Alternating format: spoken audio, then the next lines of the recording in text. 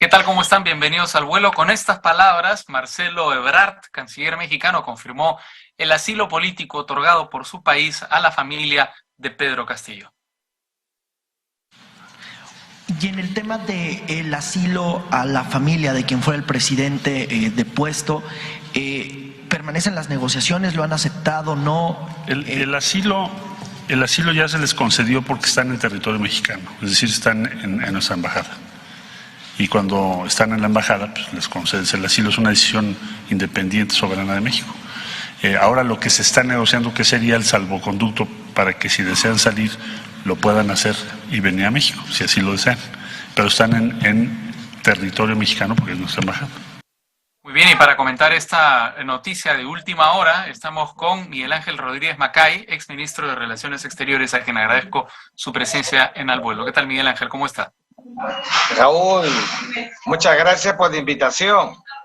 Bueno, ¿qué le parece este salvoconducto, o más bien este asilo otorgado por el gobierno mexicano a la familia del expresidente Pedro Castillo? ¿Se justifica? Bueno, fíjate, yo te tendré que responder como internacionalista, como profesor de Derecho Internacional, porque si no, no vamos a poder centrar el tema. Primero, Sí.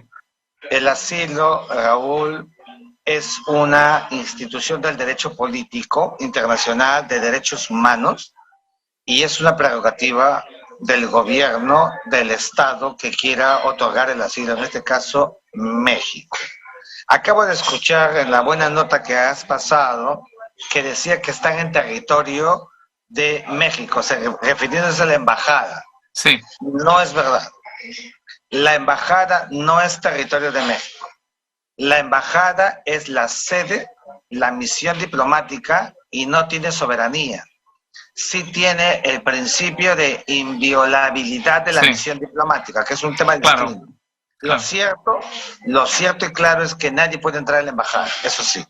La señora, la familia, entiendo, ha ingresado y se ha activado el derecho de asilo, que corresponde, de acuerdo al derecho internacional y a la Convención de Caracas de 1954, lo que corresponde ahora es que, de conformidad con la Constitución Política, artículo 36, el Perú reconozca el asilo concedido a la familia del expresidente Castillo y entonces les entregue el salvoconducto que va a pedirlo inmediatamente en México para ellas y puedan dejar el país y seguramente llegar al territorio, ahí sí, al territorio mexicano. Ese es el modus operandi de naturaleza jurídica que tenemos a la vista.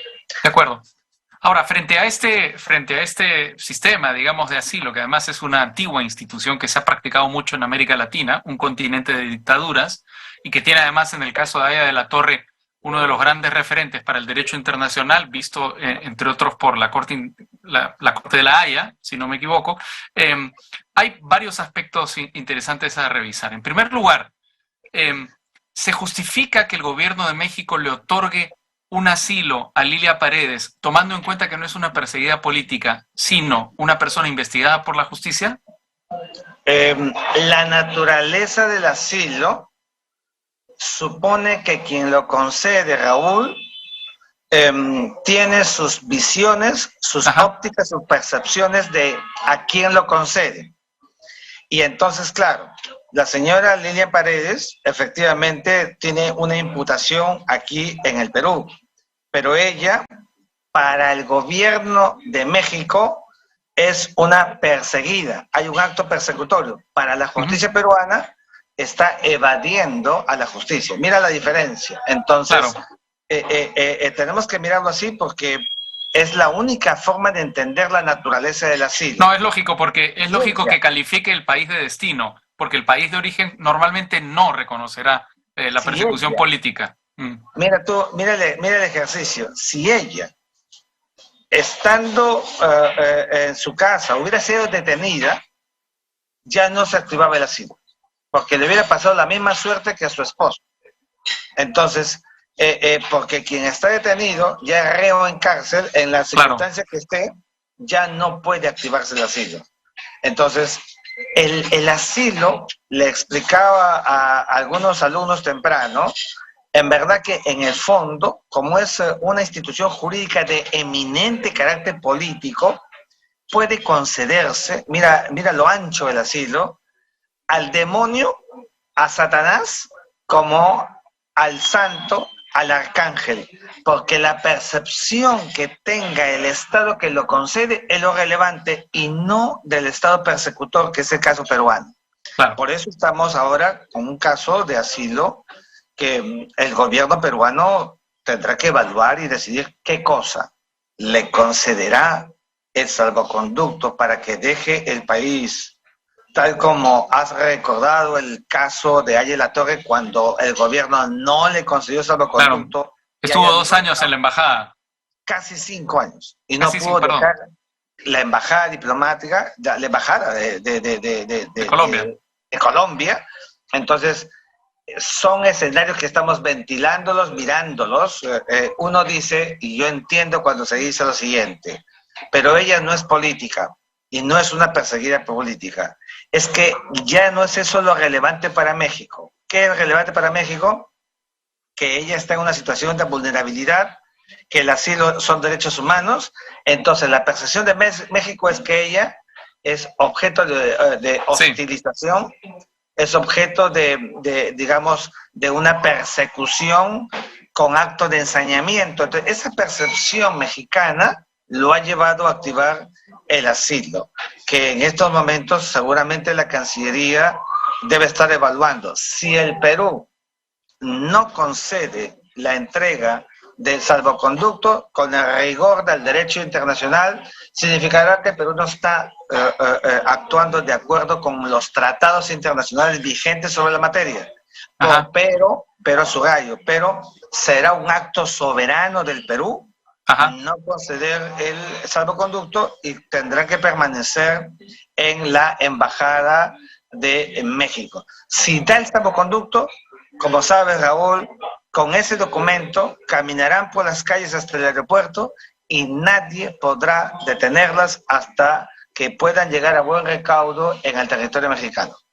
De acuerdo. Es bien interesante esto porque, como lo está planteando el tratado, habla del salvoconducto como una mera formalidad que debe prácticamente cumplirse de manera automática, aunque es verdad que ha habido casos en la historia en los que esto no ha ocurrido. Y ahí lo que se activa, digamos, no es un mecanismo jurídico porque los estados no tienen cómo imponer su fuerza a otros estados. Lo que prima es el buen nombre de un estado, la relación que tienes con el otro estado, ¿verdad? Funciona de esa manera la relación internacional.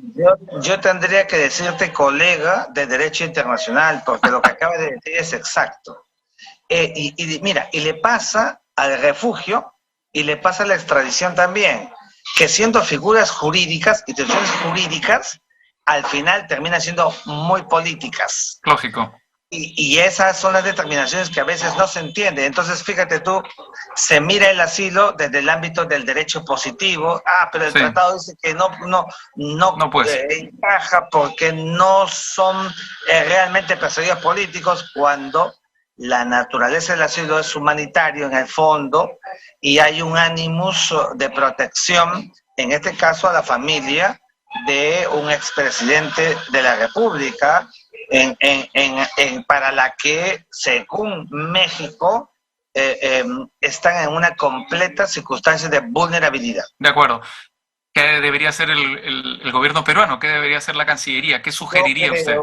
Yo creo que la Cancillería peruana deberá conceder, de conformidad con las reglas del derecho internacional y del derecho de asilo, el salvoconducto para que dejen al territorio nacional. Tenemos que ser muy respetuosos y muy serios. Nos guste o no nos guste, las reglas fueron puestas hace más de 70 años y siguen intactas hasta el día de hoy, salvo que el Estado que concede el asilo cambie de idea. Acuérdate del caso de Ecuador, Correa, asila al señor Assange. Sí. Entonces ingresa en la embajada de Ecuador, no podía hacer nada el Reino Unido, te acordarás en Londres. Pero ese fue un caso sui generis, rarísimo, en el que un país ofrece el asilo, no es porque alguien lo reclama. Pero mira tú, ingresa en la Embajada de Ecuador, no puede hacer nada de Reino Unido y solamente lo sacan porque Ecuador se deshizo en el siguiente gobierno, ¿no? Claro. De Lenín Moreno, de aquel que había recibido el asilo, que por cierto tampoco debió ser porque no hay derecho de principio de devolución, nunca se devuelve al Estado que persigue. De manera que yo creo que en estos casos, Raúl, tenemos que pegarnos al derecho internacional, porque si no, no se va a entender la naturaleza del derecho de asilo. De acuerdo. Probablemente entonces tendremos dentro de algunos días a Lilia Paredes y a su familia en México. Eso es un poco lo que parecería que va a ocurrir, que desde una perspectiva política podría también contribuir a descomprimir un poco de tensión, un poco de conflictividad. Mira, algunos, en los análisis que yo siempre he hecho en clase, recordaba el caso de Ayala Torres.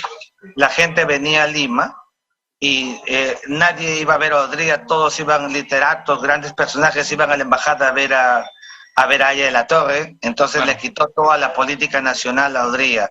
Pareciera que Fujimori, acuérdate, cuando sale al exterior, renuncia por fax, etcétera, viene el gobierno de Alejandro Toledo y la demora para que lo trajeran a Fujimori fue evidente, la traducción, etcétera, porque la presencia de Fujimori era evidentemente un tedio para el gobierno como tal. También había hecho Fujimori con... Pero también es verdad que Japón no extradita a sus connacionales. Esa es una tradición en el caso japonés. Ahora, hay un tema que también me parece, ya para terminar, nos queda mucho tiempo, y de mucha relevancia en términos de relaciones internacionales, que es la carta de protesta del gobierno peruano contra Colombia, de una dureza inusual. ¿Qué le ha parecido? Perdóname, no te escuché lo último. Me refería a la carta de protesta del gobierno peruano contra Colombia, que es de una dureza inusual. Mira, ya no estamos en el momento de las notas de protesta. Hay que hacer gestos y actos. Hay que retirar al embajador de Perú en Colombia en el acto y también al embajador del Perú en México, pero no por el asilo a la familia de Castillo, no, sino por la intromisión en los asuntos internos al decir que es un perseguido político y al decir que en el Perú no había un golpe de Estado. Eso es insoportable desde la política internacional, desde el derecho internacional, y por esas dos razones, y no por el asilo, hemos debido hace rato tomar carácter, que era lo que le falta, lo que le está faltando a la Cancillería peruana. Muy bien, Miguel Ángel Rodríguez Macay. Muchísimas gracias por esta clase de Derecho Internacional que nos has dado referida al derecho de asilo, que es un tema de tanta actualidad en estos momentos. Un gusto conversar contigo, como siempre. Gracias, Raúl. Un abrazo para ti. Buenos días.